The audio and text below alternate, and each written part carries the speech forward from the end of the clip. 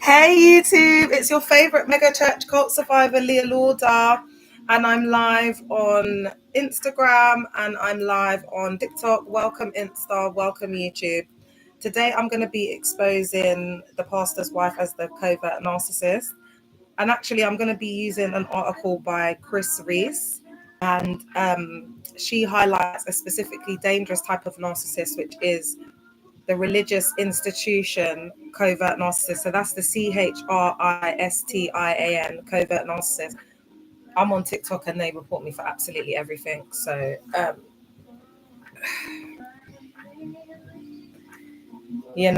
got to be spelling things out. Luckily, I'm educated and I've got very good vocabulary and I can spell well. I have a funny story I had with a pastor's wife. Oh, God. Do you know what? And I'll tell you something, yeah. Even the pastor's wife, it goes on and on, because I've heard the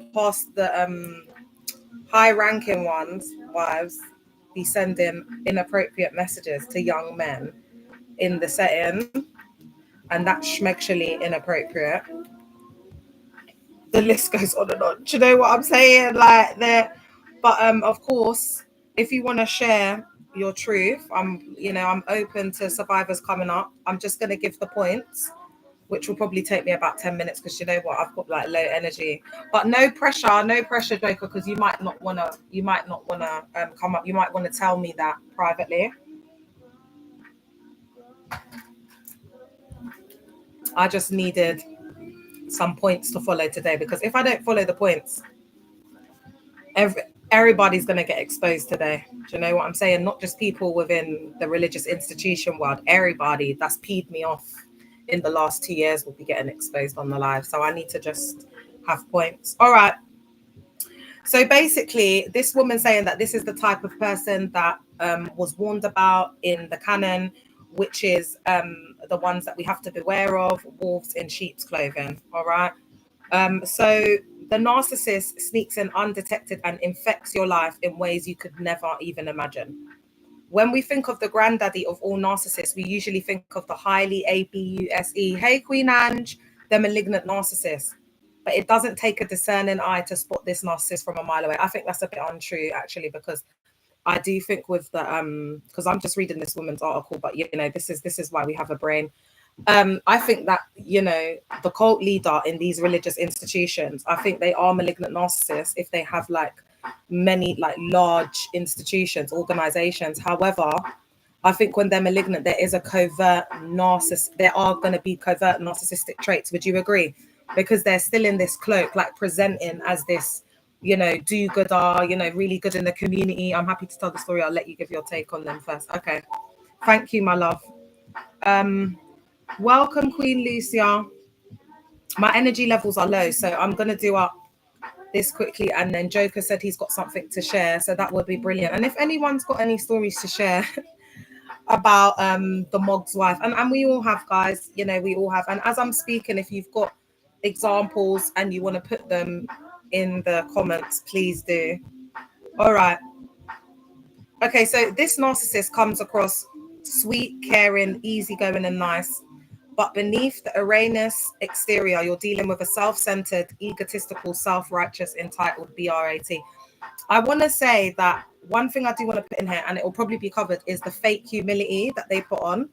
Do you get what I'm saying? Because they're pick-me's. Do you get what I'm saying? So once like they've been chosen, they're in these positions, it's like they have this fake humility, and it's almost like they get rewarded for doing nothing. Kind of just being, I don't know, like married to the Mog, or I don't know, was it the sacrifice they made in their marriage?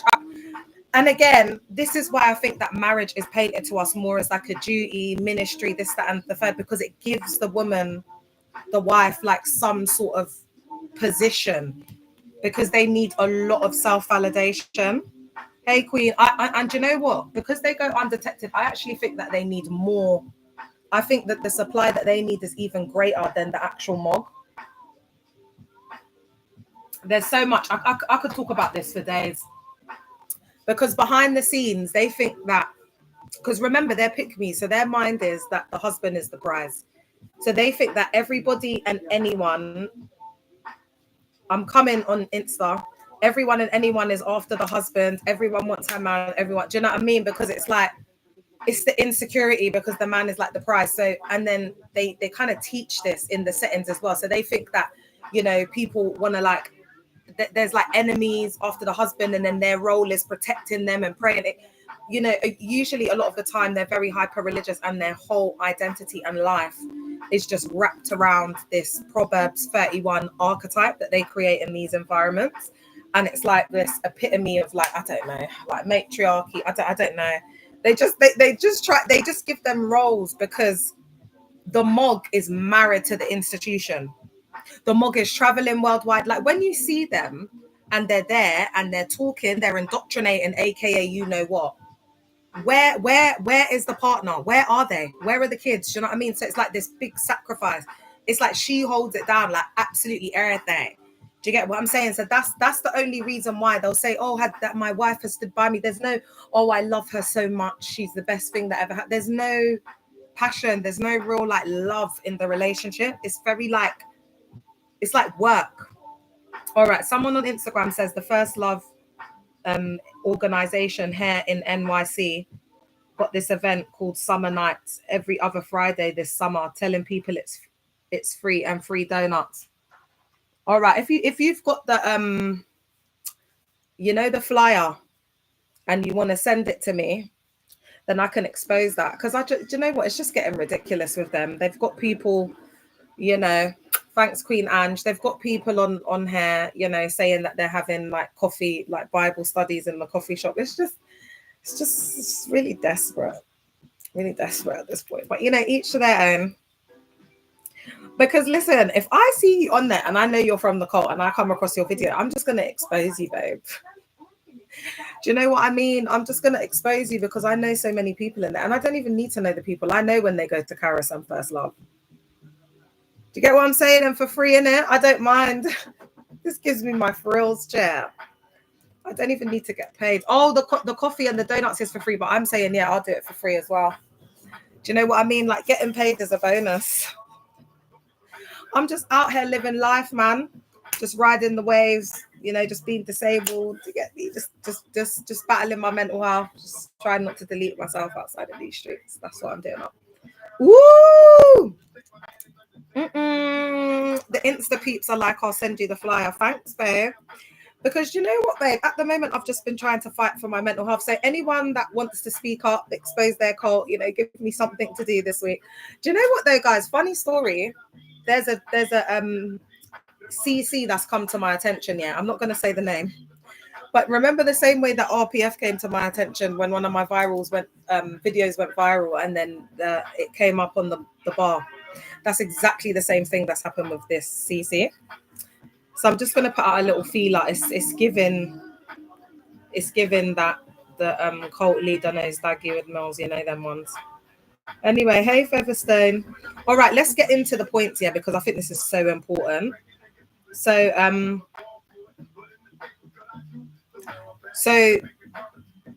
the religious covert narcissist knows all the right words to say. They've learned all the lingo. Maybe they've even learned it from you, so mirroring.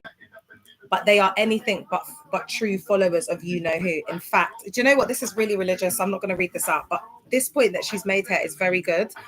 It said that they've learned the lingo, so that's how they like twist and manipulate the doctrine as well, like the verses. Do you understand what I'm saying? Because they are aware of the verses that are in there, and that's why I have to tell people it's in the Bible, but it doesn't mean that it's biblical. Oh my gosh, the YouTube's why is it freezing like that? Is it freezing for you lot? Because I did a live and it was freezing. I've got to try and sit still. All right. So let's talk about the contradicting characteristics of the religious covert narcissist. And this is in the form of the Mog's wife that I'm specifically talking about, okay? So this is the first contradiction. What you will find with the Mog's wife is that she's sweet on the inside, sweet on the outside, but shallow on the inside, okay? So it's like two opposing flavors. So they will present to you like very sweet, very, oh, smiley, whatever, but it's just fake. Yeah, so they come across like they care, it's a facade. So it's like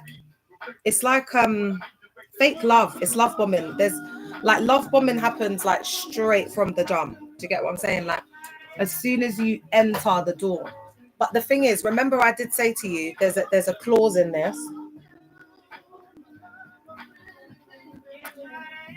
If you come to the CC, say like the Mog's wife is like slim, tall, whatever, but originally his type was like fair skin and curvy, and then this woman comes in who's absolutely beautiful, very curvy, then you know a lot of the time they're pick me, so very insecure. And what I mean by that is they haven't got the man in a fair way. Like they've been manipulative, they've plotted on him, they've done things to, you know, show that they're serious in the organization when they're not, you know, like things like that. So now when they see the guy, it's like there's like projection and there's also insecurity. So I've had like survivors say that, you know, if they were like the cult leader's type, then the wife would be some type of way towards them and not really let them in. So what I'm saying is you will get the fake love bombing, but if you're a threat, you won't get that. You'll get more of a kind of defense on the defense, because what they'll mask it with is they have to protect their husband. That's how they'll like do it up. Like they have to protect their husband, but it's just, they're just really insecure. That's why they can switch on you 1 minute, then they're caring the next minute, then colder than ice. Yeah. Do you know what? I had another article. I've got to see if I can find it. But it was talking about like the isolation and the walking on eggshells. It might be in this one. But they can just like, love bomb you and then just lock you off, innit? Just cut you off, boy. Listen, they ain't got no empathy, chair. They ain't got no empathy. But do you know what? They know what goes on behind the scenes. They're actually enablers. They're enablers. Do you get what I'm saying? Like they enable the behavior. And a lot of the time, like they've learned how to survive in the misogynistic, patriarchal environments. So they're even more manipulative. Do you know what I mean? Because that's what they got to do to survive. It's survival of the fittest in there. YouTube, I think do you know what? This is going to come out a bit slow, but it's because I didn't charge my laptop. So you're going to get my words moving a bit slower at times. Air you if you do something they deem as wrong. Yeah. Oh my gosh, I need to lie down because I'm so tired. Do you know what my pastor's wife used to do? She used to like make up things in her mind that she thought I'd done because she was mad paranoid, chair. And then she'd be like, oh, there's something that you haven't told me, and just be like, I don't even know. She would stop talking to me. Then she would like walk right past me in the cult, and then everybody would think, oh, like what's Leah done? Do you know what I mean? Because she wanted to remind me that like the power and the authority comes from me, like every so often. That's what I think it was about, like in like, you know, when it's what I say in retrospection. Yeah, that would work, innit? TikTok, please like up the live. I am here with my chronic fatigue. Do it up. Covert narcissism as a Mog's wife. Please protect the space, guys. Yeah. But I've got to come on. I've got to, you know, trumpet through. Mental health as well. YouTube, is it really stopping for you? Should I just come off? Is it a really bad let me know. Thanks for liking the live, guys. So because they come across like he or she cares, but it's so fake, it can come across like over exaggerated. So really like, oh my gosh, you're so beautiful. What is it that you do? Oh, you play the guitar. Wow, wonderful. You can play the guitar. But some of them are just so stoic and so stone cold that from the moment you meet them, you're not even really getting a lot of smiles. So those type of spouses, they're not really involved in like meeting people for the first time. They'll bring someone else in, like if the wife isn't like the warmest person.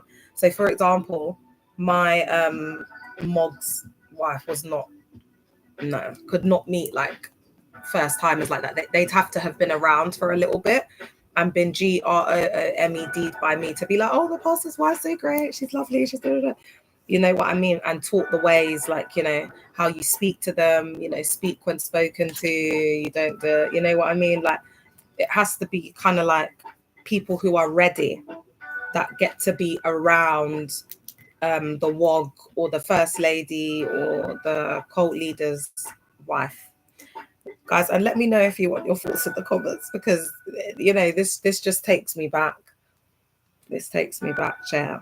And it's done so subtly. Like, I feel like with the WOG, yeah, I feel like there's an overcompensation, because the cult leader spends inordinate amounts of time in the cult. I mean, he gives his life. Like, when they're in it, like hardcore, they don't go on holidays.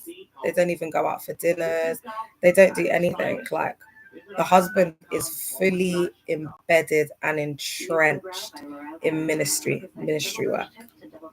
She doesn't get any attention whatsoever. And they have literally brainwashed them in there to believe that they are sacrificing, as it's like a sacrifice to be the shooty. Some women are so spiritually psychotic that they believe God has anointed them to marry a mog. That's the funniest one I've seen. And you know what makes it even worse? When like the narcissist is sitting there and saying, you have to be anointed to marry men such as me. Men like me, you have to be anointed. Do you not know what anointing is?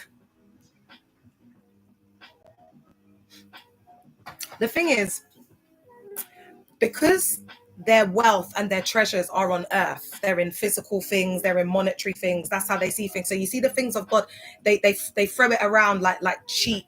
Do you get what I'm saying? Like just cheap things. Do you get what I'm saying? So for example, like the anointing, like anyone, come and get your anointing. Anybody come and get your anointing. £50, £100, £200.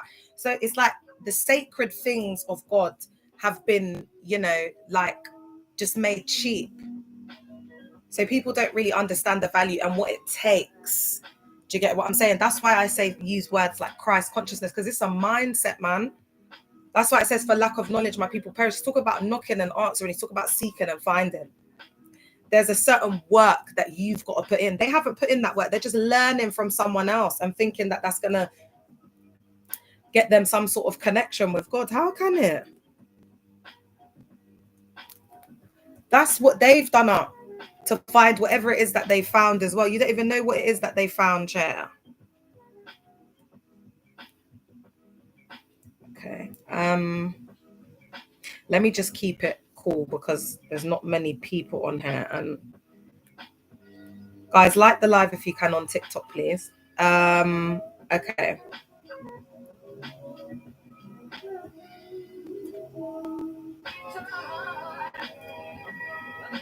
All right, so what they're saying is, like, even if you have like a few minutes of genuine conversation with them, you'll see that they're in like shallow water. So the conversation will be very shallow. So one thing that you will notice, especially with the, like, I think in my mind, like the most dangerous types are the ones that are uneducated, because there's like a kind of like an ignorance with it, where like to prove that they're right, because they don't have the background of the education and stuff, they seem to be like really involved in people's business, and they make a lot of choices for people that they know nothing about. So for example, you have like a mog's wife that's sitting down and giving advice to a girl, you know, who's done her master's in, I don't know, neuroscience, and now she wants to go and do a PhD and I don't know, whatever it is. And then she's got 2 offers for maybe 2 different universities. That mog's wife doesn't know anything about the institution, isn't going to go in and look at the perks, the pros and cons, like this and that. They're not going to do that. They're going to go with the spirit. They're going to go with what? The feeling that, come on, guys. This is why people's lives are getting destroyed in these places, because a lot of people come in and they put respect on the mog's name, not the wife's. But when you get in there, it's like you have to like be accepted by the wife to get access to the mog. It's like part of the unspoken, hidden rules and laws.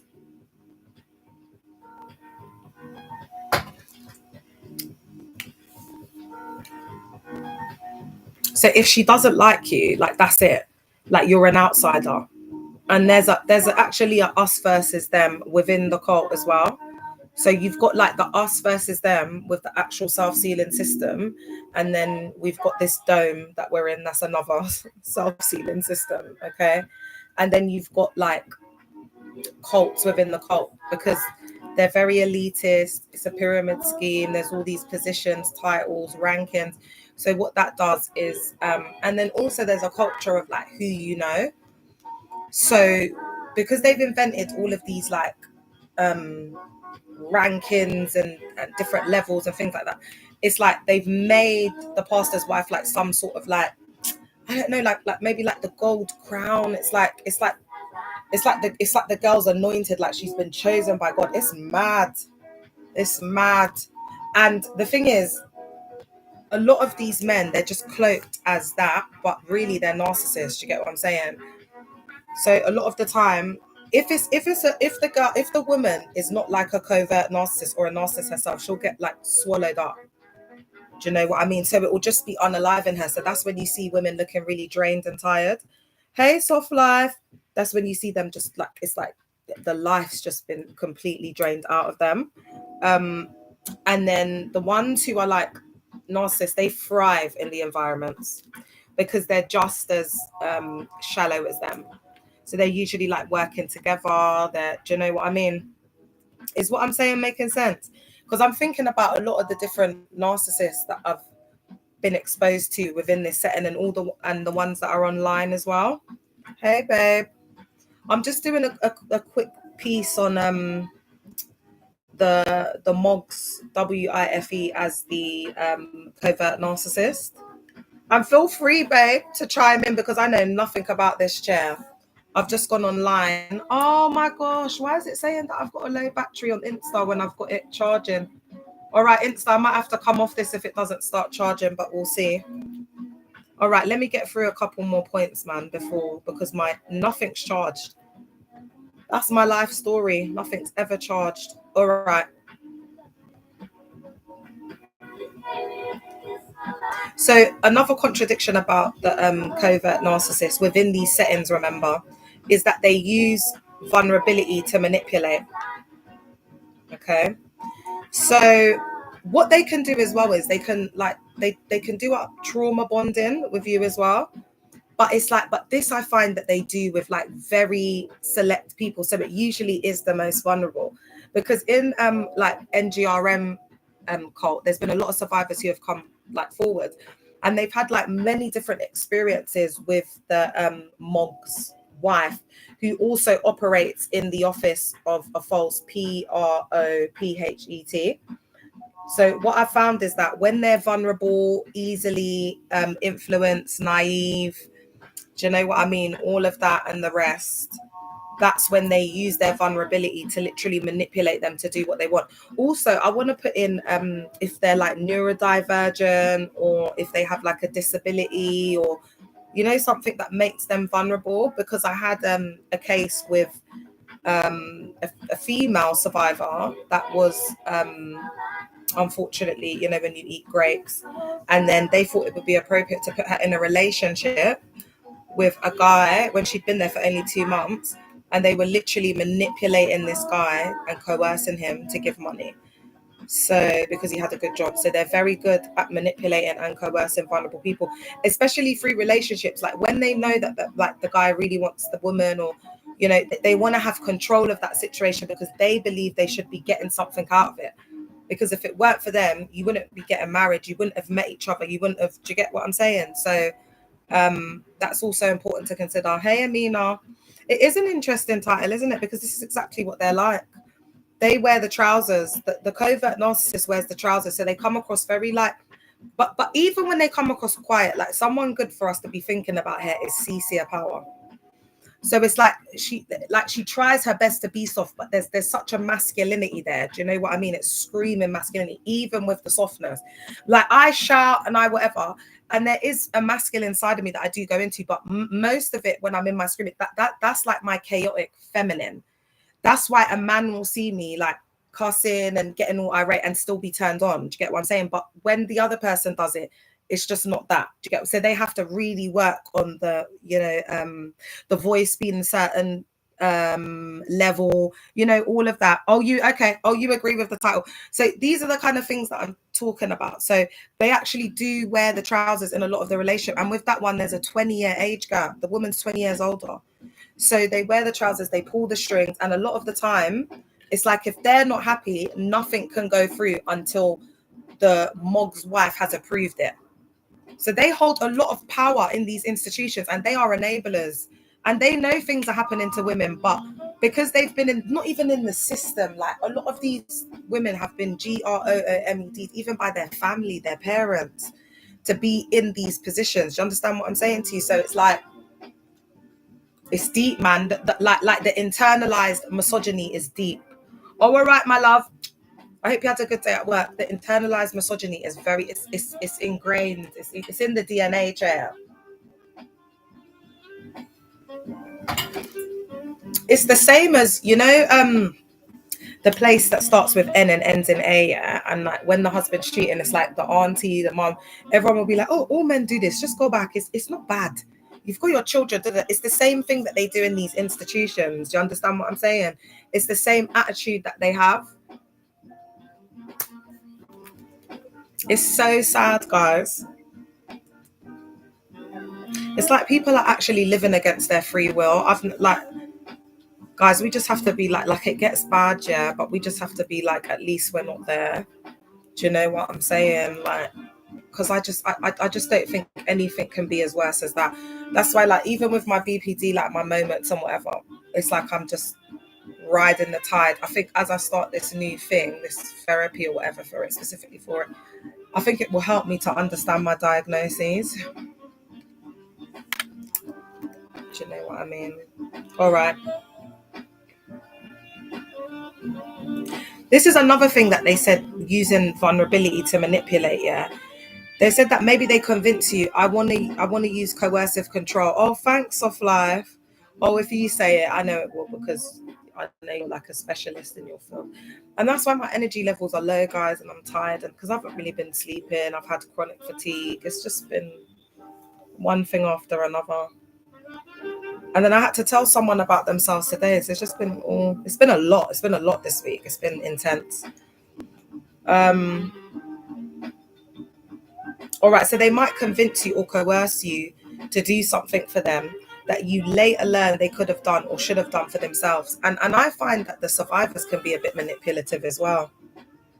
Covert, narcissists, religious narcissists love to play the victim in need. Do you get what I'm saying? A lot of the time, these women could have done things for themselves. That's why this one you can't really see, but her feet are up. I've got a green screen on TikTok, and there's a woman like sitting on a chair, and she's got her feet on the table. Because a lot of the time, that's what they're doing. Everyone else is doing the work. And the mog's wife. Oh, thanks, Soft Life. The mog's wife, it will just be sitting there, or they'll be over busy. Because if you've got like a pick-me, you've got different types. You've got the one who's like believes everyone should worship her. You've got the fashion one who comes in and fixtures in. Like, then you've got the like the busybody, the one who's doing everything to like overcompensate for a lot of things. Guys, you're gonna have to use your imagination.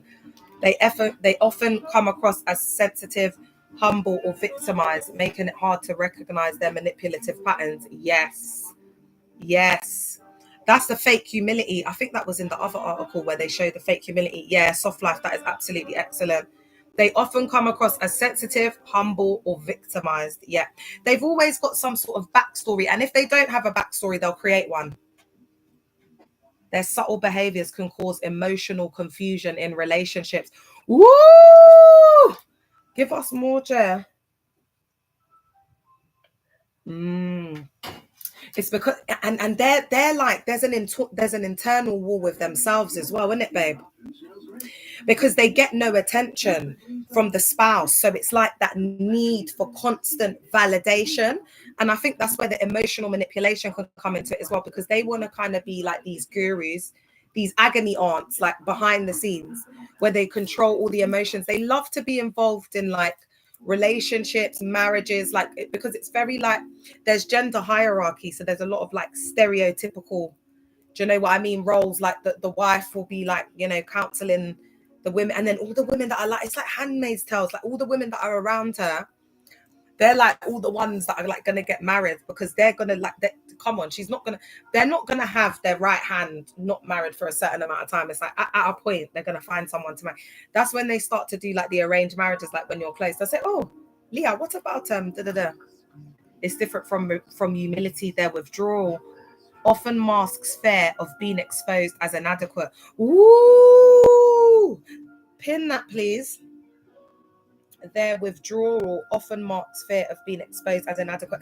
And do you think that comes from like the pick-me-sha syndrome, you know, with like, because it's like the husband's prized and he's seen as this great, awesome mog, do you know what I mean? And it's like that expectation, it's like feeling like they're never good enough.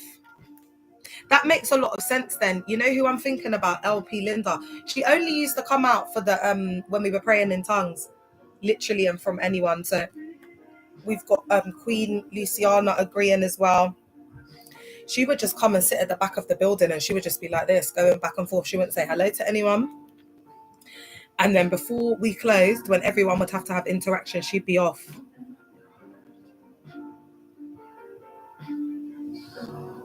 So it also says here, back in what you're saying, the covert religious narcissist loves to play the victim in need. So another thing that they'll do is they'll make you feel like sorry for them, like they're the victim because they've sacrificed their marriage, they've sacrificed their family time, they sacrificed all of this, you know, for the ministry, for you, for your sake. So they make her like she's like a godlike figure, innit? They secretly undermine or devalue others to feel superior. Ooh, soft life. Ooh. Soft life, did you have some experiences, babe? Or is this more from like a professional lens? Because this is sounding like a bit of both, chair. Is it the latter or the former? You know, I know I've got educated girlies. I've got educated girlies in the live. Both personal and professional love.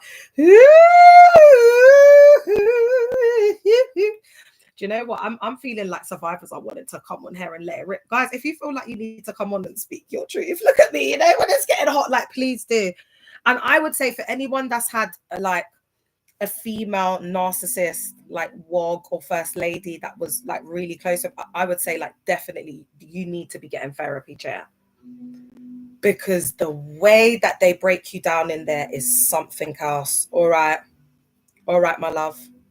The way that they break you down in there is something, because I can go and make my tea. So because I've got a Belgian bun, but I just didn't really want to look though, guys. You know when it's hot and all that. But you know what? This is just going to be absolutely beautiful because I got it early in the morning, like 8 a.m. jam. All right, you know what, guys? Let's stick to the point. But all of a sudden, the little Belgian, what is it called, bun, has distracted me. I'm going to do up this bit, and then when Soft Life, and I know Joker said he wanted to come on and share something. Guys, there's going to be stories for days. I'm not going to lie, because when we start talking about the Mog's wives, this is when we're going into Greenleaf. Because these women have covered up like historical ABUSE. Look at TB Joshua's wife. They tried to break you down and destroy your confidence. Yeah. Woo! Oh my gosh, Luciana said they literally make you feel like you're going Delali. All right, let me tell this quick story quickly, yeah? So my Mog's wife, yeah, basically I was getting into like marital issues, yeah? So I was like, I can't take this anymore. I was telling her all about the stuff that was going on, but we were getting really close.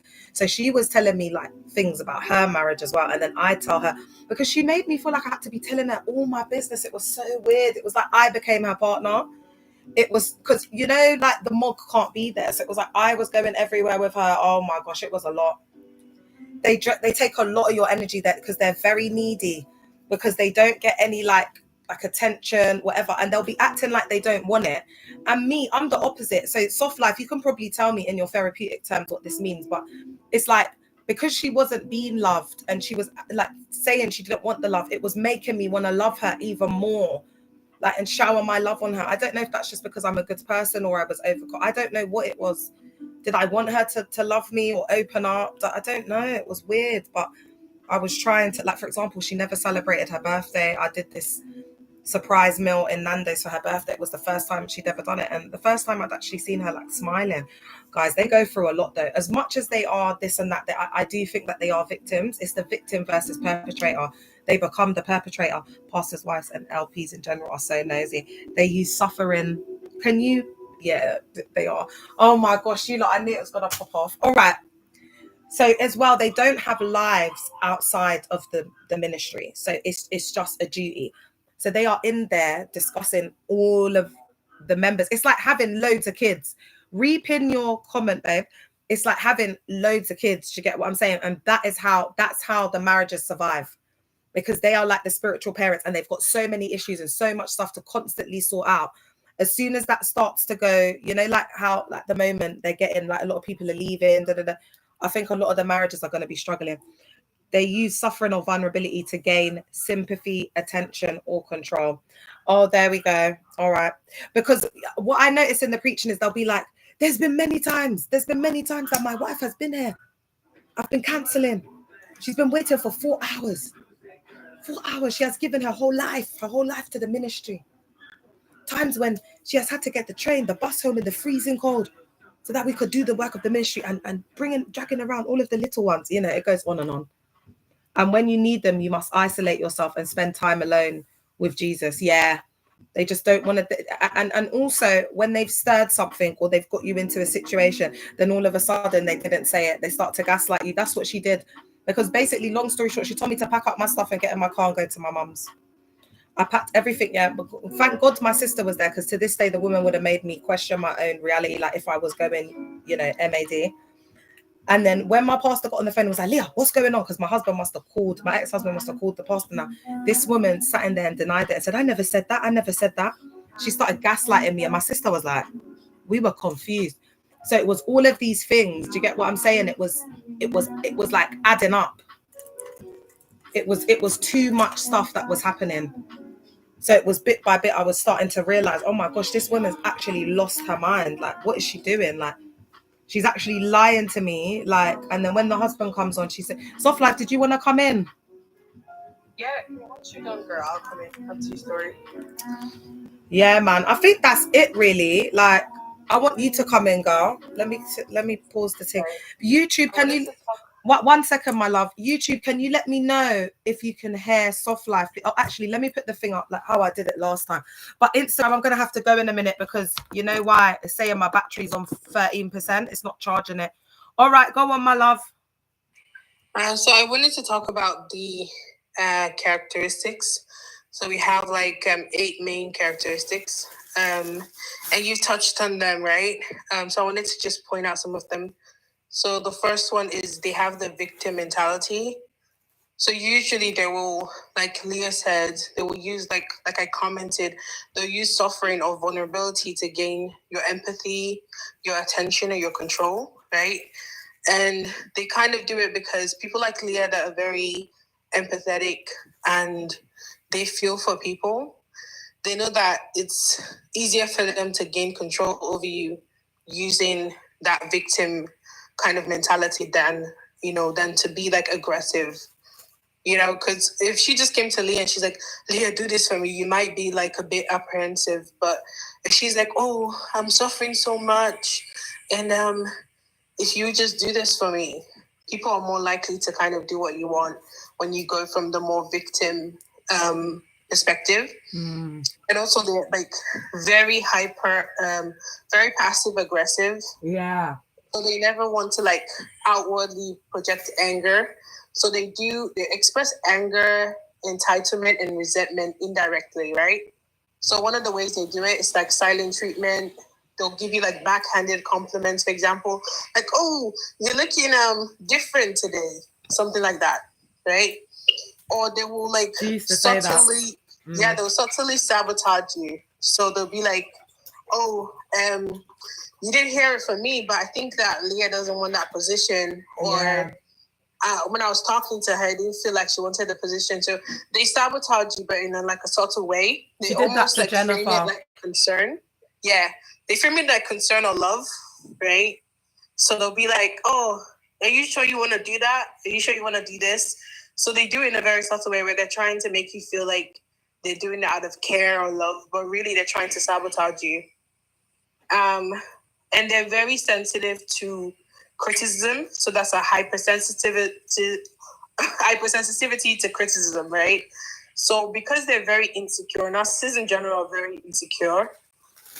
So any type of criticism you give them, right? For more grandiose narcissists, so the ones that are overt, they will kind of, get like outwardly angry or uncomfortable, where you can tell.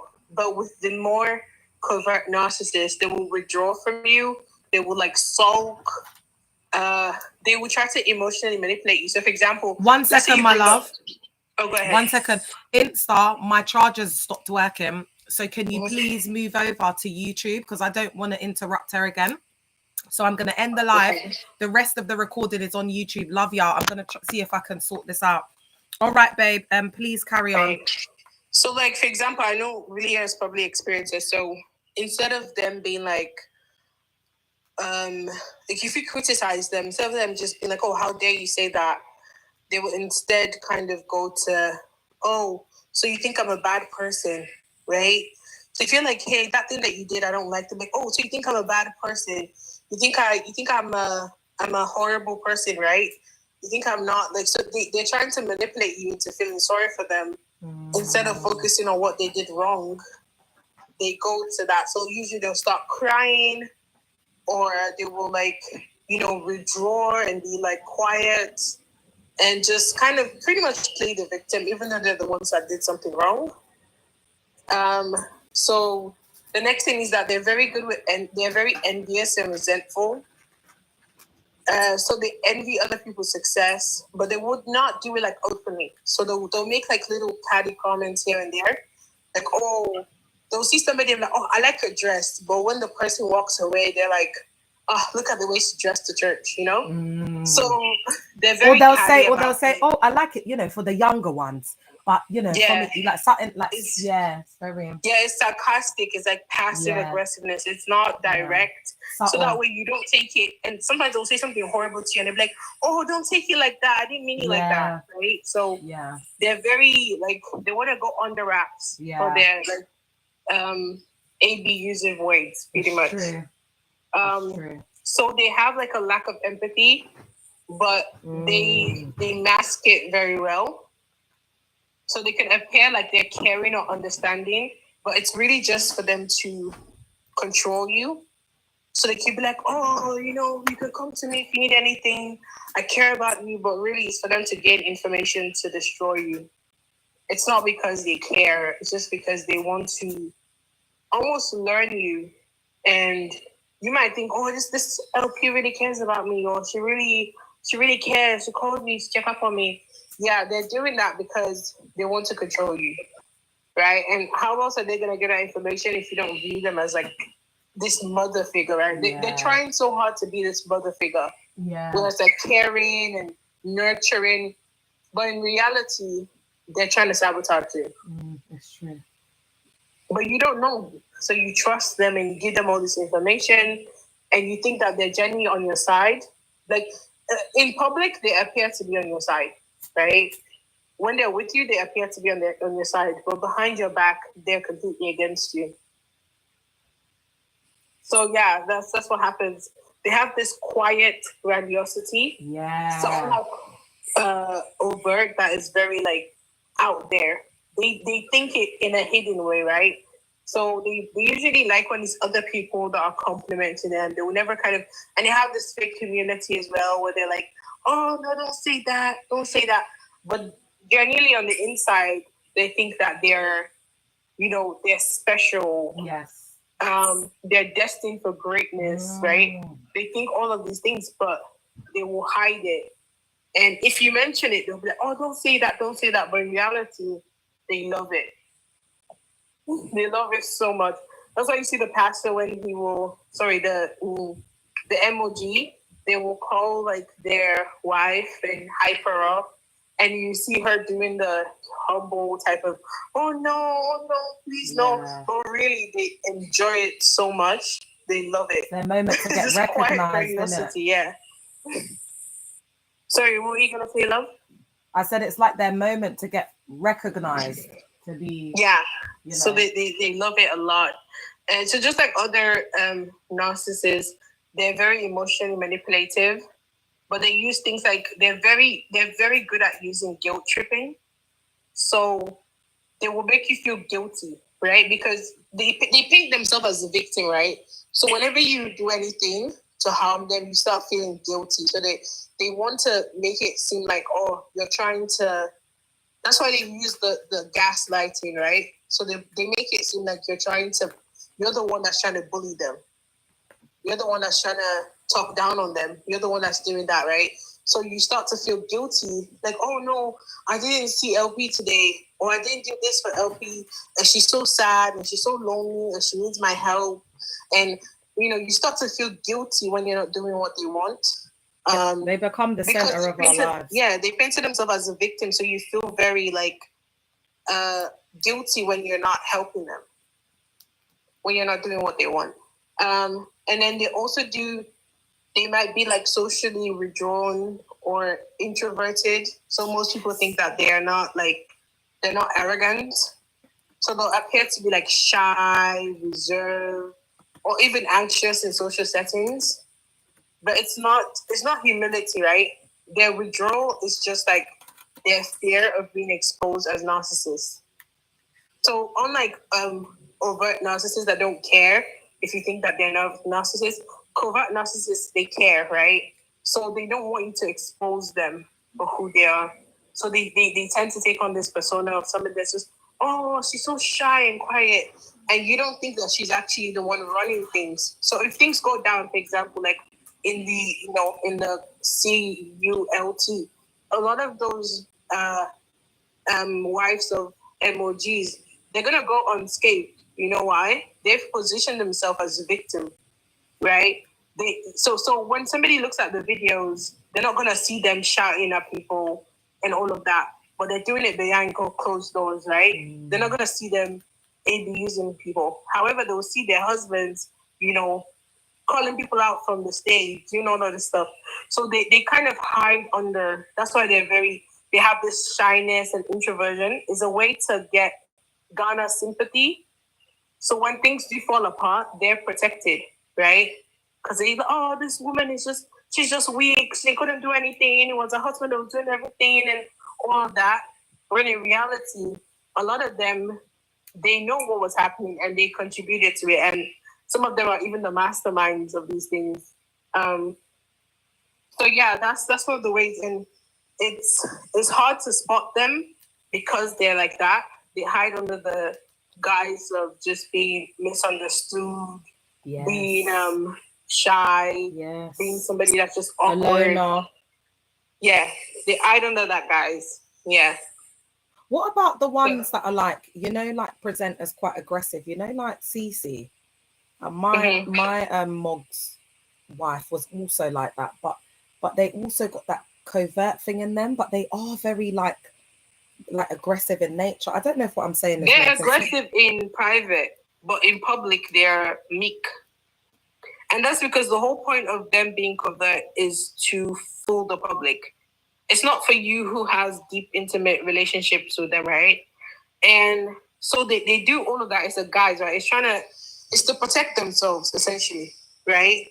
They don't want to be in the spotlight as much as you think they do because they want to protect themselves. They want to hide. They're hiding their own inadequacies.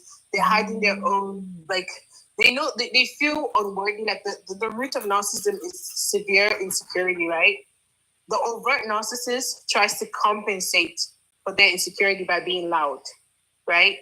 Meanwhile, the overt one tries to hide that insecurity and inadequacy. So for those that are around them long enough, they start to see it because there's no. And if you've also been somebody that is being around people like that, you see the aggressiveness in the subtle passive aggressive behavior. You see it, but if you call it out, they then go to victim mode, and they're like, "Oh, but I didn't mean it like that. She just took it the wrong way." The street, what's are like that as well, aren't they? The street, what's, yeah. Yeah, so they're very, and that's what they say. Even with the GANG thing, they're the people that you should fear the most are those who move in silence, because they get hidden. Nobody knows their name. Nobody knows who they are, but they're like the secret weapons, right? They're the secret ones. So that's what is so dangerous about this covert narcissist, is that they always go under the radar. right? In some ways, they're smarter than overt narcissists that are very loud, and everybody can tell, oh, that guy is so arrogant, he's so full of himself. Everyone can tell, right? But this covert, they're like chameleons. They blend in, right? And so if they're talking to you, and they try to get people on their side secretly. So you may not even know that, oh, this woman's got so many people on their side. This person's got so many people on their side. You don't know it until something happens and you're realizing, why is everybody just actually doing what this person wants? You don't realize it. But yeah, they get people on their side secretly. They kind of are like undercover agents in that way. Interesting. They deal with things. Because they've usually got that group of women waiting on them hand and foot that worship them. Yeah. It's like a constant supply, because I feel like because the Mogs have married them, and it's like they see it as a duty, they've not been there. There's like a lot of like emotional like neglect. There's not really much like communication. I think that and that's why I think that the Mogs, it's like we have to give them this grandiose, supply. Do you get what I'm saying? And it's like any time that they maybe preach 1 in a million, or they come and do something, it's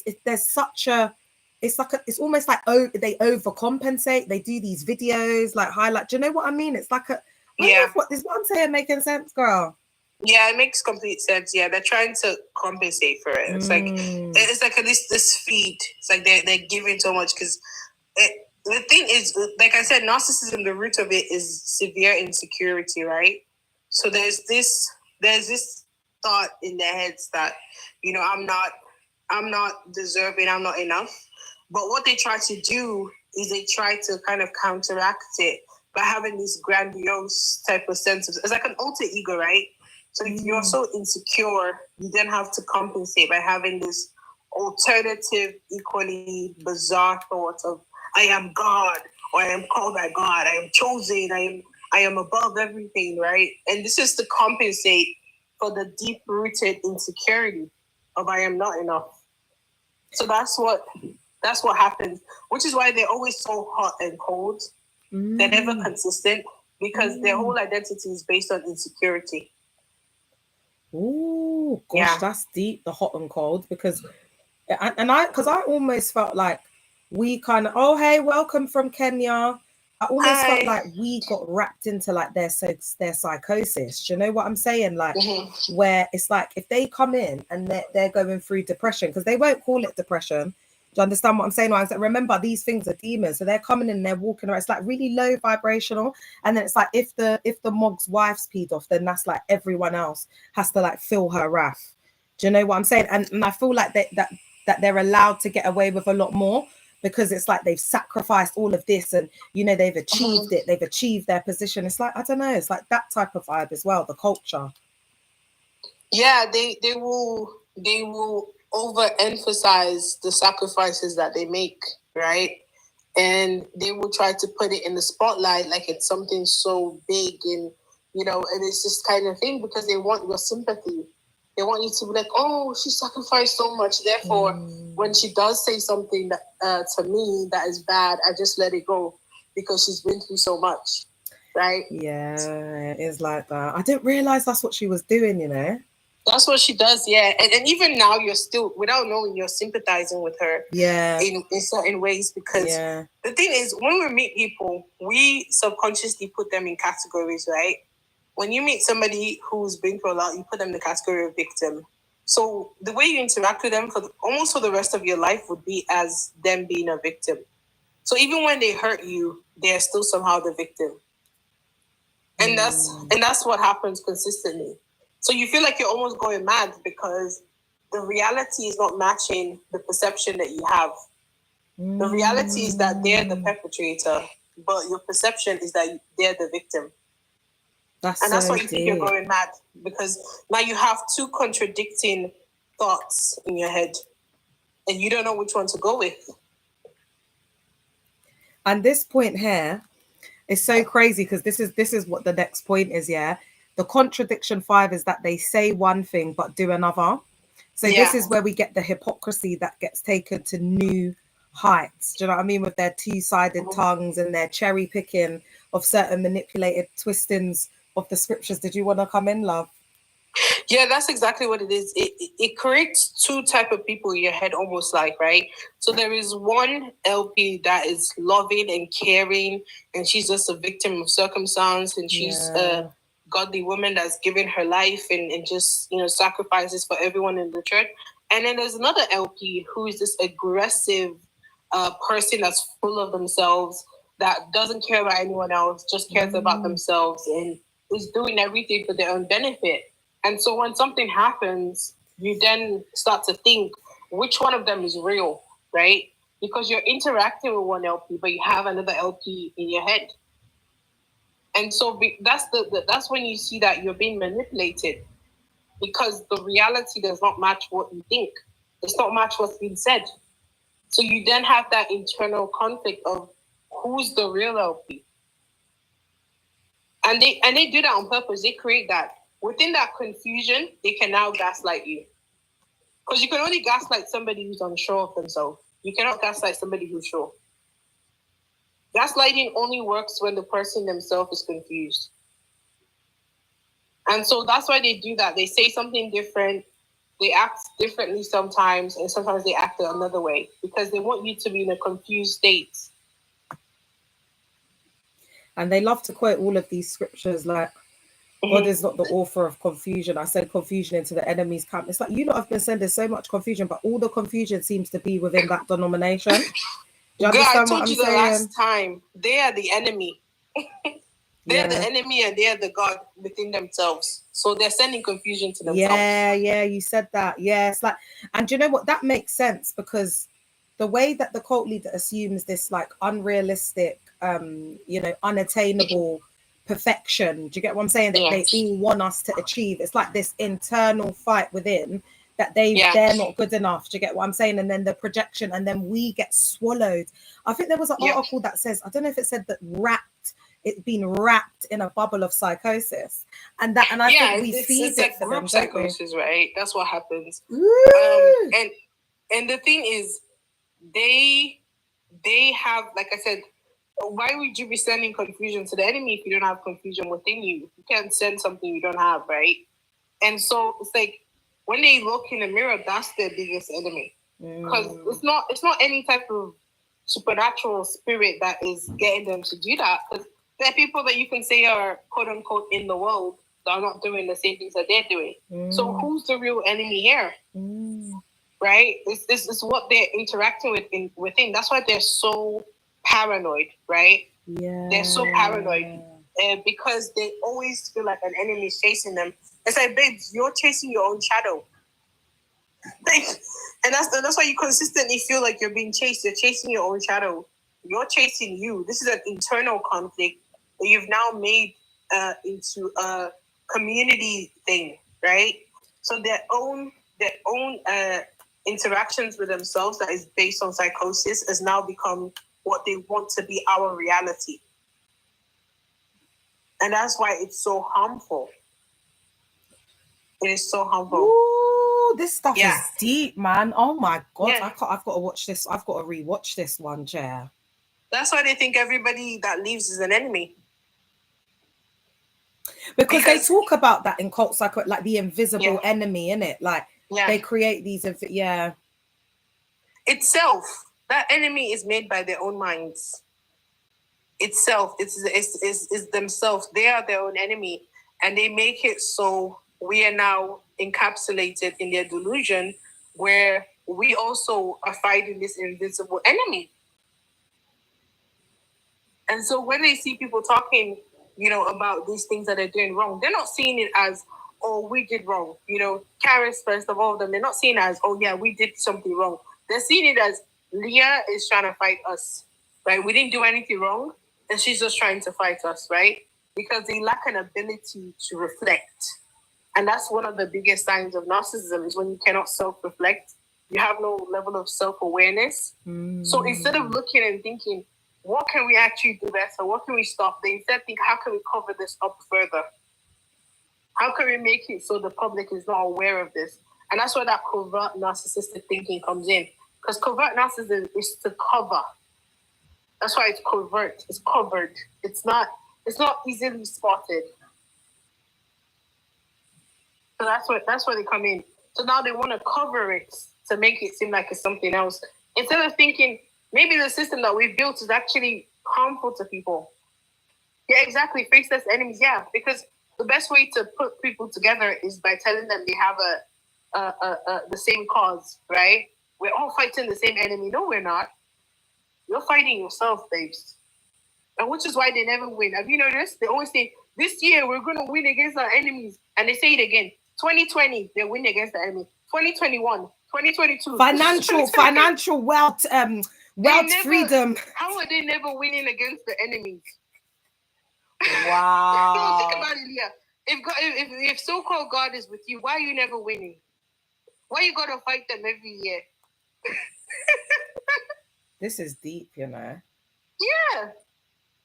This is really, really deep. They've been fighting the enemy since they were children. Why have you never won? Because you've taken it a step further. Because I always saw it as the invisible, you know, like enemy that they've created in the mind. But you've taken it that step further. Do you know what I mean? Itself is a part of them. It's a part of their ego. It's a part of their fragmentation. And that's what I'm saying. Deep down, they hate themselves. So that is that part of that fragmentation. So when you talk out against them, they're not listening to what you're saying. They're interacting with that fragmentation of self-hatred. So any criticism seems like it's the worst thing ever. It's a narcissistic injury, isn't it? The criticism to them is like the worst thing ever to them. Even if you're giving constructive criticism, even if you're being, real, it doesn't seem that way to them because there's the inner enemy that they're fighting. Yeah. Come. Yeah, go on, darling. But yeah. Let me look at the comments. Yeah, they create face of enemies. Yeah, they do. Lucia said this is making me sad. It is sad. It is sad. And these people, they don't need platforms. They need recovery. That's the thing. They need recovery. But they've done so much harm to people that we can't only fight for recovery. We have to fight for justice. Definitely. This is, oh my gosh, this is so interesting. I mean, because obviously, like, you've got a lot more knowledge on this area. So this is really good having you up here, babe. I really appreciate this. Another part of they'll say one thing and do another is that they'll make up rules for you to follow, but not follow them themselves. But I also want to, like, just unpack this a little bit more, because what I think is, because it's rule heavy, there's a lot of control in the environment. What happens is, like, these mobs' wives, they get, like, like pardons, like allowances, like they get to break the rules because they're running things. So that's why they have those, like that little elitist group that will be following them around. But it's that because they don't really have to stick for the rules, because I feel like their lives are so sad and they've sacrificed, quote unquote. We know it's not sacrifice, but that's how they're seeing it so much that it's like there's this overcompensation in their ability to not have to follow the rules. Does that make sense? But then you see that in the contradiction where they'll be telling you to follow the rules, but they're not doing it themselves as well. So it's like twofold. Yeah, definitely. And once you're done, I want to go over some of the ways that we can heal from covert narcissism, because it's actually a bit different to overt. But yeah, we can keep talking about the characteristics. But just for the survivors, I think that when we're trying to wind down, I'll just mention a few things, because it does require different strategies of healing to overt narcissists. But yeah, you're right. So they create rules that they don't follow themselves, because again, that grandiose self where they feel like they're above the rules. The rules are for you. It's not for them. That's why they don't follow it, because they think they're special. They think that they are above it. Wow. And that's why there's that conflict in it within amongst the monks' wives and stuff. Like they don't F with each other and things like that, because they've all got those grandiose, like, it's like that vibe, isn't it, in the group? Yeah, and you have to understand that there's a reason a lot of them are drawn to emojis, right? Because they're aware that being with an emoji gives them that ability to have that type of power. So a lot of them are drawn to emojis, right? Because they know that the reality is that there is still some level of misogyny in this world. So if you want to grow, if you want to be in a very high spiritual place, you as a woman, if you want to start your ministry alone, there's only so far that you can go, right?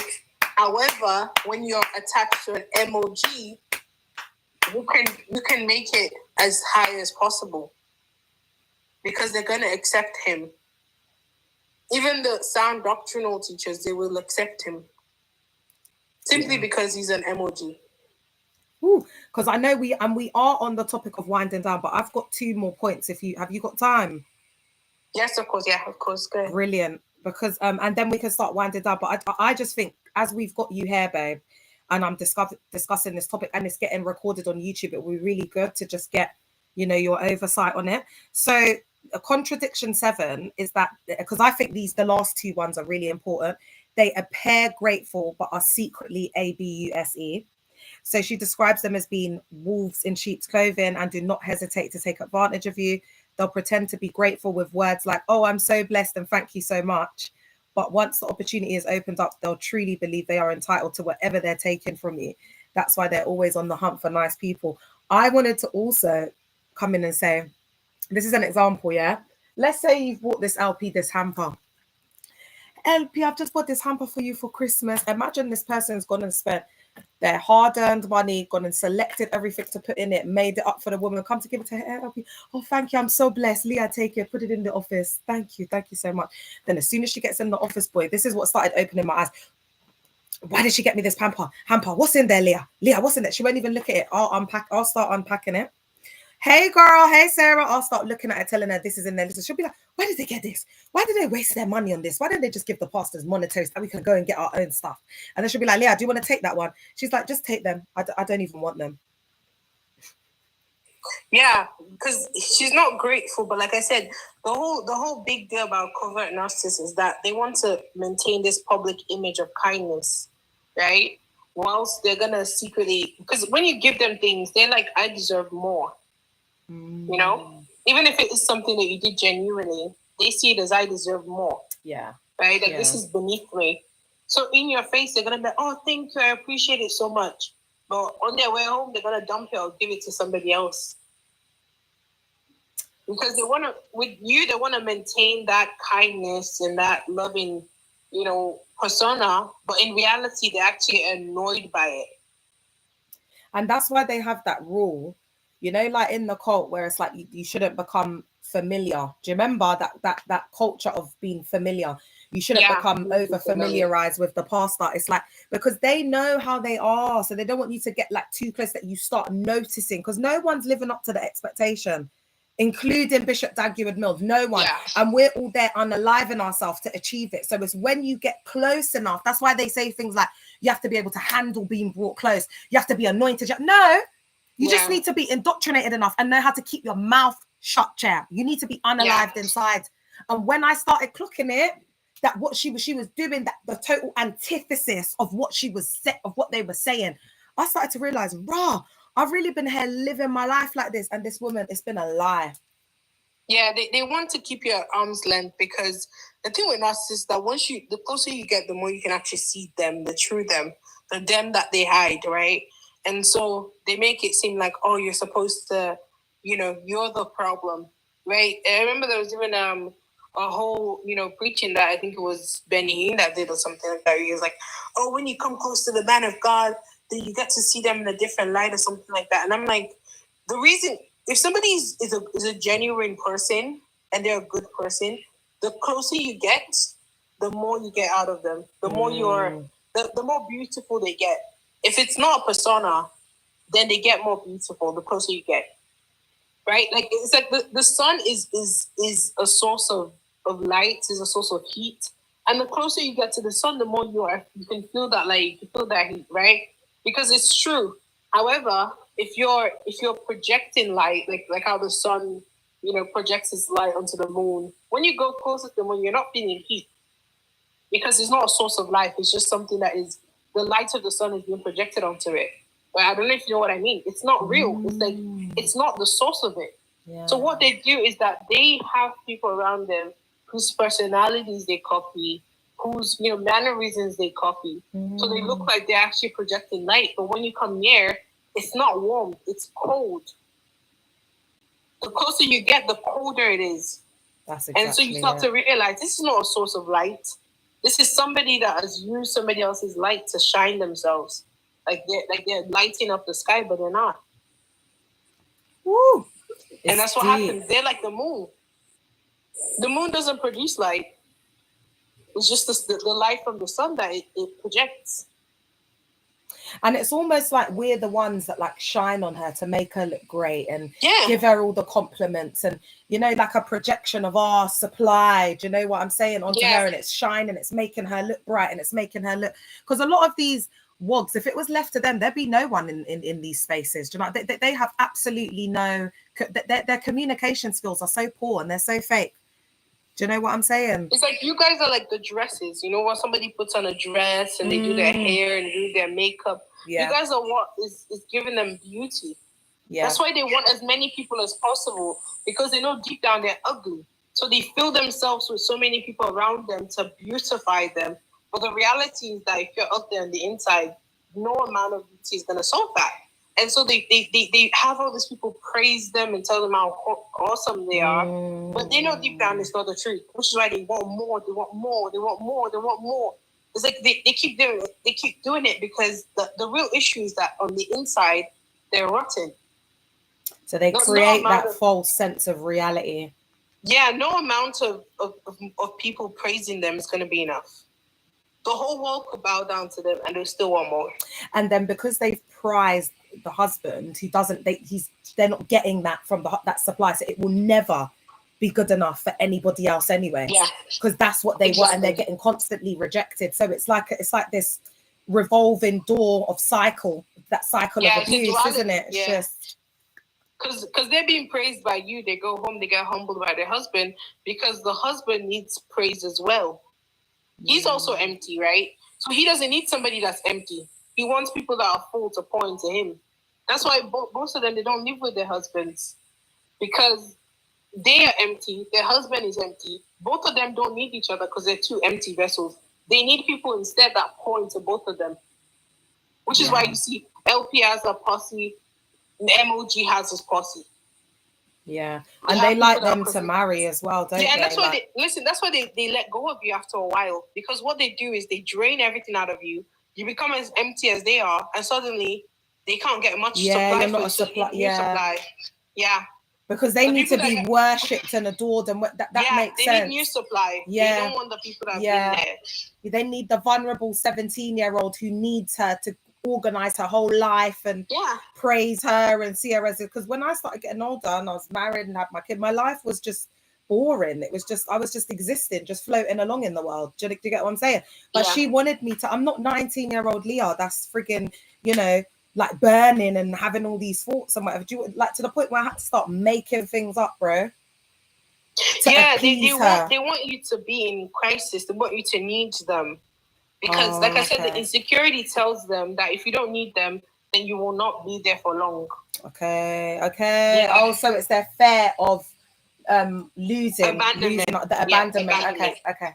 Yeah. It all makes sense. Because that's what the insecurity tells them, that if you don't need me, that's one of the reasons why they hold on so dearly to the doctrine of, we're all sinners, right? Because they constantly want you to feel not enough. So no matter what you do, they tell you, oh, you can do more, you can do more, you can do more.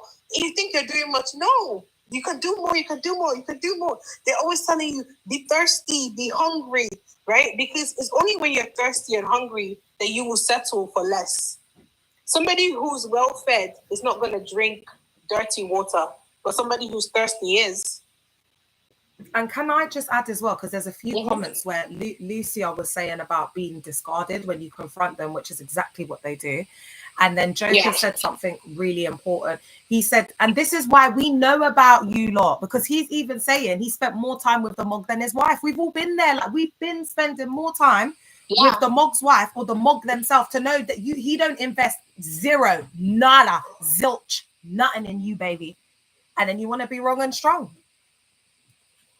Joker, because he's getting more supply from you than his wife. That's the reason he wants to be around you more. That's why. Have you ever seen rappers or all of those guys? They always have a bunch of guys with them. It's for supply. Why do you think they always have guys around them, their posse, even GANG guys. They always have they always love the new blood, you know? They want to bring the new blood close because it's for supply. This is deep, man. You're giving him more supply than his wife. She can see right through him. She knows he's not SHIT. She knows he's not human fecal matter. She doesn't care. You're the one that's like, oh, emoji, I need help. Emoji, my life is going down. Emoji, please. So would you say that then a lot of girls, like women, are in emotional affairs with their pastors? They are, yes, because they're looking to him as their savior. They're looking to him as their. I need to invest in some sessions with her. You know, I need to put some money aside. And as they're doing that, he's getting supply. He may not physically sleep with them, or most of them don't have the discipline to even not cross to the physical side. But what he's getting is that he's getting intimacy that builds his ego. Okay. By virtue that your very desire for them, your very longing for them is feeding their ego. Because you know what that's telling them? I'm the ish. Mm-hmm. I'm the ish. I'm the this, I'm the that. That's why they're like, after church, everybody's rushing to go and meet them. All the beautiful young girls. Yeah. All the virgins flock to thee. Do you remember when they used to say that? That's why they were like, the anointing makes the young virgins flock to thee. It's the delusion. Oh my God. Oh my God, soft life. What were we in? You know, girl, we have to laugh or we'll cry. Wait, there's someone. Is that Joker? Yeah, Joker wants to come up as well. Let me add him. Nah. Come on, Joker. Let's hear you. Nah, girl, you are. Do you know what, soft life? You are such a blood clot queen, man. I never thought of it like that. Yeah, mad. You said, no, it's crazy because I spend time with Bishop Richard and a lot of other past men of God. I mean, emojis. I spend time with a lot of them more than they spend time with their own wives. It's actually crazy. It's insane. Didn't you guys notice after church they will still ask us for meetings? The supply was not enough. The supply from the service is not enough. Yes. It's not. They want more. It's constant drainage, isn't it? Like just draining us out, man. Energy vampires, They want more. It's not enough. Because the mug is doing so much. It's impossible to do. So they're using us as a charging as a battery, innit? And they never even liked each other to begin with, to be honest. They just got together for convenience, or it's for the whack or whatever it is. So it's a common interest. Yes. That's what they get. That's what narcissists get together for, common interest, right? And that interest is we're both gonna get power, and that's okay with us. That's why they get together. Yeah. That's the only thing they agree on. Yeah, they spend more time with the members because the members have this indoctrination of like gratifying the pastors or worshiping the pastors, this and that. So they just have that to feed their egos, basically to feed their egos, isn't it? Because once you see it, you can't unsee it, can you? It's that, and that's why I said like they've got egos as big as I don't even know. And it really is, and that's what I felt like. I had to go through a lot of ego unalivements. Like I felt like God had to really humble me in real life because I was unrecognizable. Like you see, when you fed that ego, it becomes a beast, like a monster. It overtakes you. That's why I'm like, there's no way that they're hearing from God in there. Do you get what I'm saying? Like the ego's the voice of the ego, innit? Yeah, and you know, Leah, that's the thing, even with your physical stomach, right? The more you eat, the more hungry you get. That's why if you watch like those 600-pound life, you're thinking, how do they eat that much? It's because they kept eating. And the more you eat, the more your stomach expands, the more food you need. So you might, as a normal human being, need like an ego stroke of maybe 2 compliments a day. But because they've gotten compliments from hundreds, they now need thousands. They now need hundreds of thousands. They now need millions. That's why every year they set their target higher because their hunger, their appetite is increasing. We all do need that little ego stroke. We all do need that little compliment. We all do need that little, it's a normal human thing for us to want to feel good about ourselves, right? We need it, but a normal Yeah, a normal human being needs like a reasonable amount. Yeah, a reasonable amount. But when you see, they're like those 600-pound people. That's how they are. Like, you know, having a little breakfast, lunch, and dinner that's a normal size, it doesn't fuel them enough. It doesn't. So they need thousands. They need millions. They need everyone worshiping them. That's why they say we're gonna take over the world. World domination. Yeah, their appetite is ever growing. It's not a healthy empire, but yeah. Whoa, this is do you know what? This is so deep. Joker, did you want to add, no pressure, did you want to add anything, or did you say you had a story that you you had to tell us, bro? So let me turn something off. So I was having a conversation with a pastor's wife, and this was after Bishop Richard made me, break up with my girl in it, and I was having a conversation with her because I was very vexed that I had to do that in it. I was feeling down because I was kind of missing her and all that type of stuff, and then she was basically speaking to me like, "Hey, Xavier." Oh, let me put on the African. "Xavier, you should not be upset. This girl, she's only a distraction. Oh, you're a very hard-working boy. You're a very hard-working young man. She's only there for a distraction. You should go for someone who is on your same wavelength, this and that," or something like that. I was trying to stay serious because I know it's such a sensitive topic. I was trying to say serious, but I know that you've done the accent perfect. No, it's fine. Oh my God. So she just, no emotion, just cold, insensitive. Yeah. She was trying to tell me like, about it. We can't hear you, bro. Speak. I'm sorry. Yeah, she was basically trying to tell me, I don't feel down about it. It's not about the looks. It's not about that body, the sizes, and all that sort of stuff. It's about the work. It's about the work, how low she is to you. Like, I give my all for my husband. I don't spend time with my family. I don't.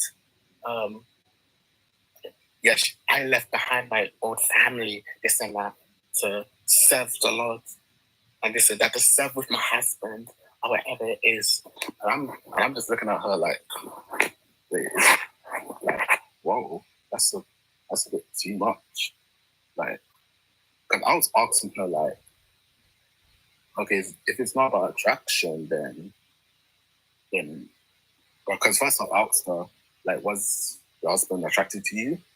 Because that sounds crazy to ask, because at that time I would have never asked this long before, because I was heavily indoctrinated. But now, this was during 2023, late 2023, and I was starting to have a little bit of doubts about the church. So I was asking that question, and she said, "No, he never was. It was all about my inside, who I am, that I was willing. I'm a chosen woman." Yeah, she said exactly what you said. "I'm a chosen, anointed woman."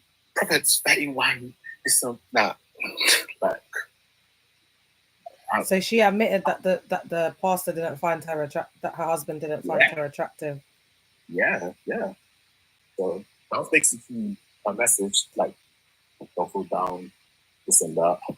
And I just left thinking like, it's so crazy how when you get close, they just say these things out there. It's like, it's so crazy, because even the stuff that they used to say back in the day, like now when I think about it, I'm like, raw boy, these people, they don't care. They would tell you, you don't marry for love, that they would say this, that they would say love is not a word, it's an action, it's a doing. That's how they would indoctrinate us. It's such a weird phenomenon that I kept seeing, not only FL, but in like these Christian communities in general, like basically attraction and, like, I guess being a person of God or whatever is basically oil and water. Like, why can't they be both? Like, I don't get it. Like, why can't it be both? And looking at it in a female lens, like, oh, you don't date a guy that has money, or you have to go 50-50 or whatever, or and this and that. It's so weird. Like, yeah, because they're pick-me's in there. They get the women to like internalize misogyny and then just like it's like they wear it as an achievement, like a crown, and they've got to lift up the man. Do you know what I mean? That's another form of supply as well. Do you know like, what I mean? All that matters is the marriage. All that matters is the marriage. It doesn't matter about his income. Oh, if you become a wife, that's all that doesn't matter. Yeah. That's why people are living in poverty. Yeah, remember, they also don't want you to be in a good situation, because the whole point, like that's what I'm talking about, this secret sabotaging. They will actually go out of their way to ensure that you're in an unhappy marriage so that you can sympathize with theirs and you guys can trauma bond on how horrible your marriages are. Yeah. And it always has to be that way. It's always has to be that way. Like if I go for someone attractive and does the work, like it can never be, to them, it can never be that way. He doesn't want you attracted to your wife. So when he's lusting for another woman, you can relate to him. Exactly. It always had to be, oh, she's only there for the work, because she's only there. Sorry, Chana. Take your time, darling. I know it's a lot. Yeah, you only marry for who she is, that devotion, that devoted wife or whatever she is. Forget about how she makes you feel. Feeling comes and goes, or whatever it is. You only marry for duty or whatever it is. Yeah, and remember how they used to make fun of the brothers that actually did stuff for their wife? They're like, A1 brother. Yeah. They mock them.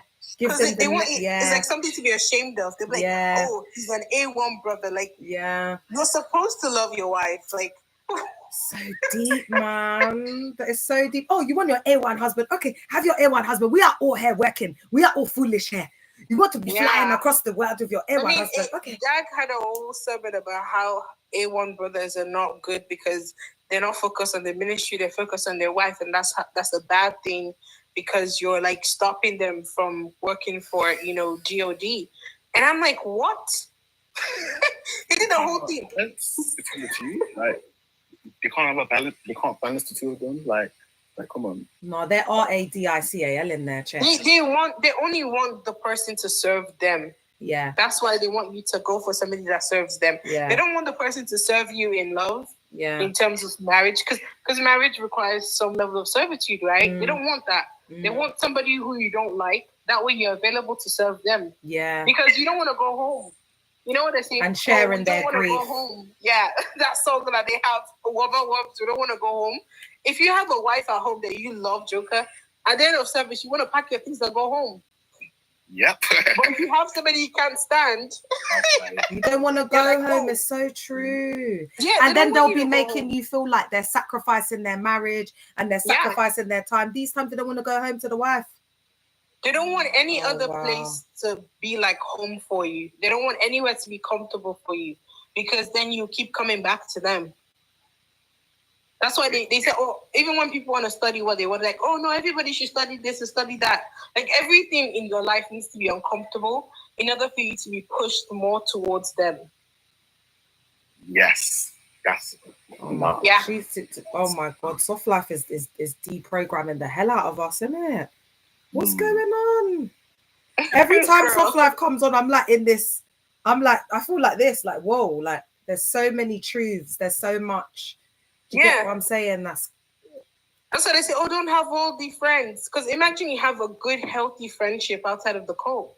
You're going to want to hang out with your friends. They call you, oh, on Saturday, come with us. But you're like, oh, I actually have got something with my friends. So what do? They demonize them. They say, oh, those friends are trying to lead you into sin. Because they want everywhere to not feel comfortable for you. So you're forced to be with them because they then become the lesser evil. Makes sense. Like, it's crazy because, I can spend time with my friends. Maybe I don't do what they do, but because they're so, like, controlling, they want to demonize those friends. Like, maybe I'm friends with them because, we have similar interests. Like, I do music, they do music. Like, we work together in that field, but then they'll say, like, oh, they make evil music, this and that. separate from them. You have to make gospel music or the music of God or this and that or whatever it is. Or whatever it's like. It's crazy. Yeah, for people that say self-control, they really don't give you a chance to practice it, do they? No. And they'll be like, everything is in the church. You have everything in there. You need a job, it's here. You need a wife, it's here. You need it. That's what they say. Only that. That's why they got mad at me for having the girlfriend outside. So it's crazy. They don't like that. Yeah, the only way is if you bring her inside and you get her indoctrinated to the same and level. you have to prove, and then if you were there for 10 years or 11 years, it starts from zero again. You know, that's what they did to me because my ex-husband was brought in from the outside, so he had to. Like, how dare you? How dare you do that? You know. Now he has to do his decade, his 10 years of faithfulness and loyalty. It wouldn't matter if they're attractive. If you try, because I brought my girlfriend to the cult, and they just like demonize her to the point, even though she like wants to, self-love this and that. Remember the wife of the emojis are jealous of attractive women as well. Yeah, they are. Yeah, a lot. So they are. The moment you're attractive, you're a strange woman. Do you know what else as well? I think it triggers them because they're completely washed up and then they get discarded. So when they see like the young, beautiful, carefree women and they're like, no, you shouldn't be allowed to be like this. You have to get the ministry. It's hard. It's work. I'm going to teach you what it's really about. And then stop dressing like that. Down. Stop dressing in those skinny type trains. Skinny tight, bum type jeans. You have to it's going to break you down, baby. You gonna learn today. Yeah. It's like discipline, like you gotta learn how I learn. It's just like, ooh, like, do you know what I mean? That's how they did my. Can you believe that one time Daniel took a girl's eyelashes off of her eyes? Oh, my LP did that as well. Yeah, he came out and we were all standing there after, doing the wobble wobs or whatever. And he came and he's like, "You're too young for that." He took off her eyelashes. And she frowned her face, and he's like, look at her. She has that disobedient spirit. And then he now gave her eyelashes, and somebody said, "Tell him thank you." She now said, "Thank you, Rev." Yeah. Pulled out her eyelashes. You know how painful it is. Us women have to use like oil. He pulled them off. I thought you meant he told her to take them off. He pulled them off. He violently pulled it off himself, and then he handed it to her and asked her to say thank you, Rev. Oh wow! He was a monster, that one, isn't it? Do you know how we have to use oil to remove it gently because it literally removes your own eyelashes when you're taking it out. I mean, the women will relate. He pulled it off in front of everybody. Everybody was looking at her. Imagine how, and then she obviously frowned because who else is not going to be, annoyed by that? And then and then one of them were like, "Tell Rev thank you. Rev is just trying to help you." And then she goes, "Thank you, Rev," while she's holding her eyelashes in her hand. He pulled it off himself. Yeah, black girl mind saying humiliation ritual. I believe so. It is, yes. And that girl was like, 17? You say, "You're too young for this. You're too young for this. You're too young for this." This is just crazy. So much ABUSE, man.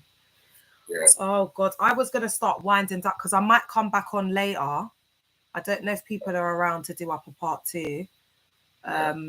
So if I'm not too tired, I was going to cut back. And I want to try and get her, down the road. So I was thinking I'll come back. You get me?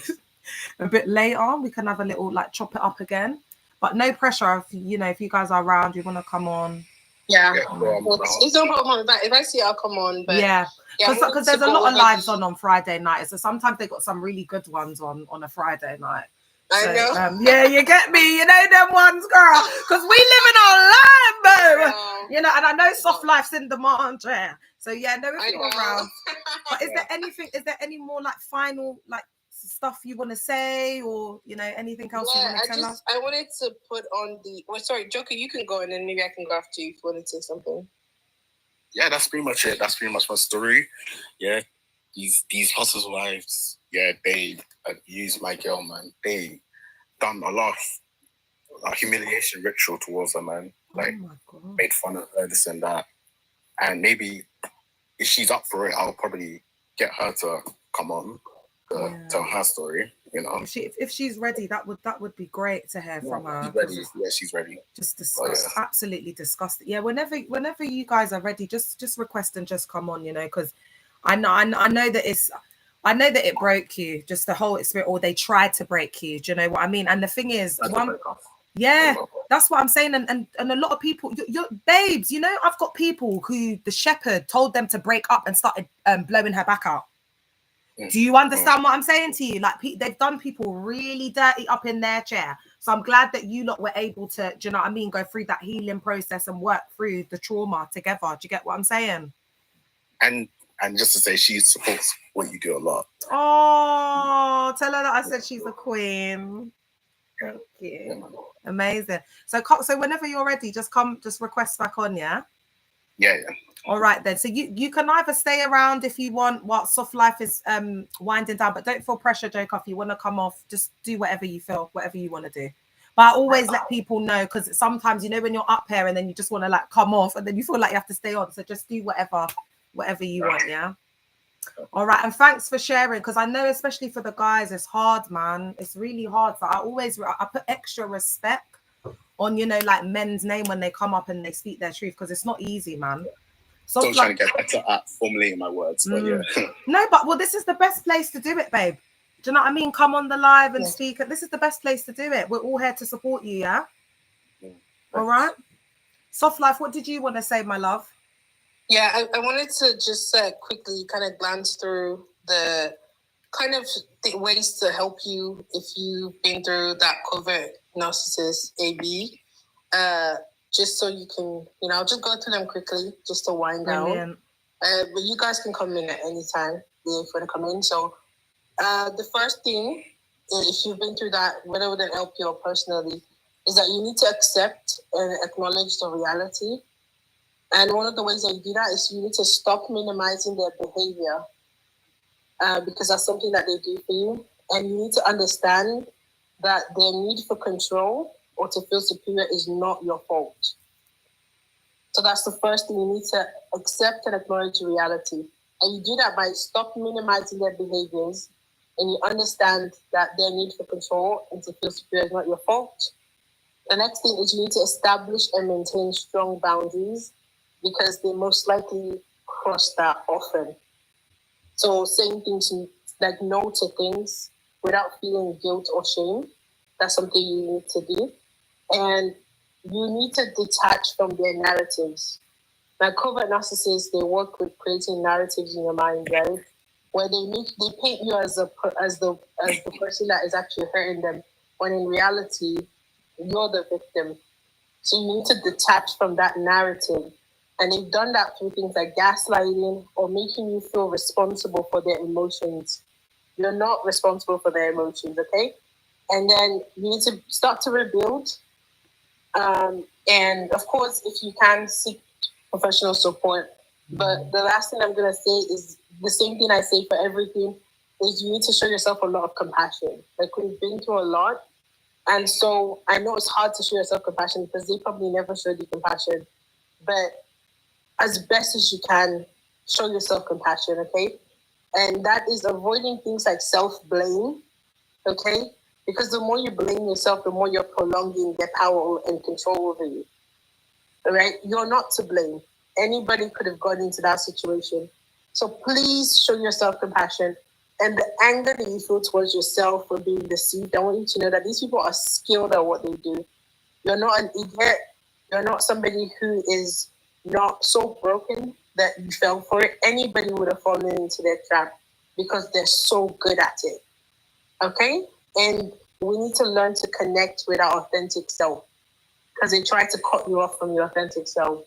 So the opinions that you had that they shut down, the ideas that you had that they minimized or invalidated, get connected back with those ones.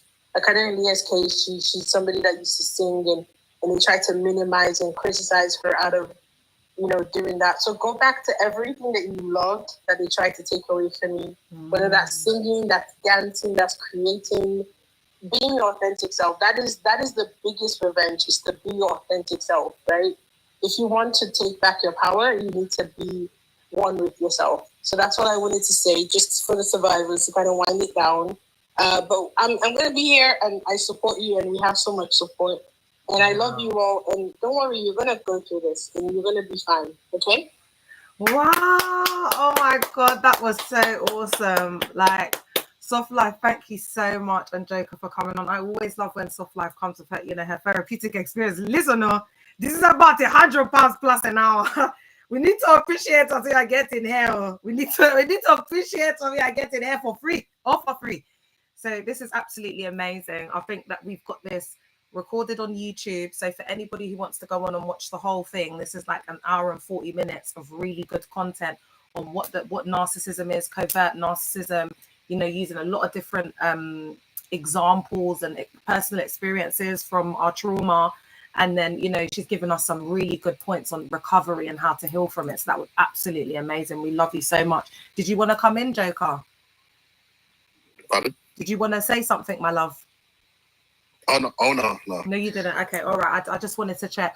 Well, thank you so much as well for coming and sharing your truth. Because when guys hear a male voice, it can help them to speak out and say, oh, okay, there's another guy that's speaking, and it's like a domino effect. So thank you so much for sharing your truth. I might be back on later, guys, if I'm not too tired, because I've planned this big weekend bonanza with the kids, so I've got to try and get this energy. I don't know where to go get it from, man. But I do feel like I might come back on later. So love y'all. Thank you so much. I love this space. Bye guys. Love you. Bye. Thank you so much. Survivors, keep on fighting. Yes, survivors. Survivors. Bye. All right. So I'm going to end it on TikTok now. And then I'm going to end it on YouTube. Thank you so much. Look. They're giving me related tutorials, but they didn't get me a one. It's always harassment and hateful behavior. Like, whatever, babe. Like, I'll be in my bed, sitting on my bed talking, and then they're trying to do me for dangerous driving, whatever. They just hate me because I look so good. All right, guys. I might be back on later. I'll see. Okay. I'll see how I feel. Wow, because it's still hot. All right. Love you guys. Bye.